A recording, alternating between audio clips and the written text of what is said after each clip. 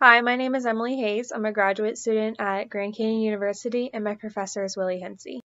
This video is discussing professional dispositions and the dispositions that I currently possess and dispositions that I need to work on. A professional educator is someone who holds themselves accountable to all the professional dispositions. They would always be dressed appropriately, they would have a positive attitude, communicate with their students effectively, and make sure all their parents and guardians are in the loop. One of the standards that a professional educator would possess is they would always have effective communication with students, employers, coworkers, and parents and guardians.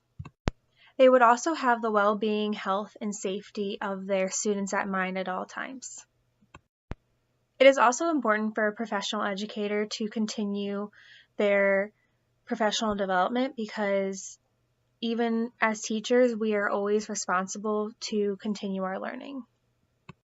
The most important standard an education professional should possess is holding one and others to high ethical standards. I believe I currently possess a few dispositions that contribute to making me a successful teacher.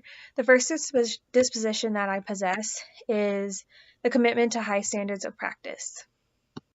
I'm an example of this disposition because I believe as much as I am a teacher, I am also a learner. One of the main reasons I decided to pursue a graduate degree is because I wanted to further my education beyond my bachelor's degree. Along with starting this program, I also attend professional development through my district. I am able to choose the topics that I attend.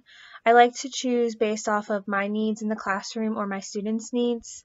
An example of this is I recently went to a professional development for a breakout on our writing curriculum.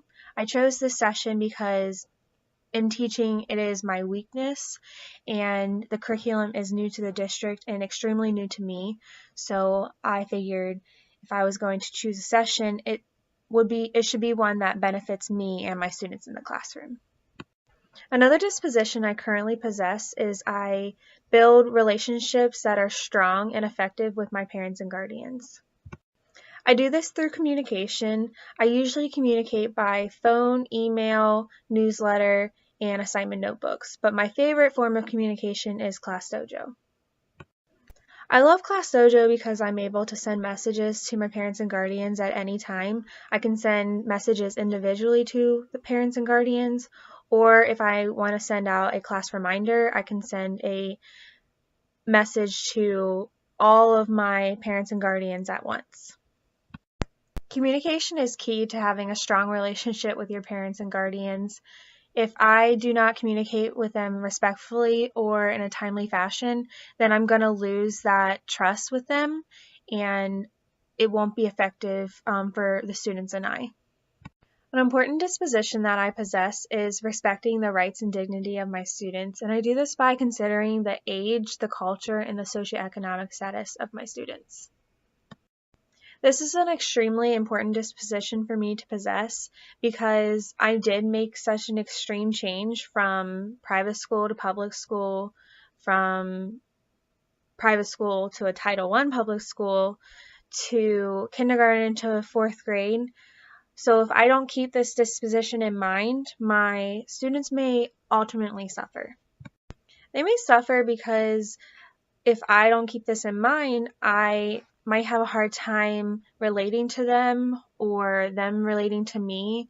My teaching may not be as effective because I'm not relating to them by age or by culture. I need to think about what's happening at home with my current group of students.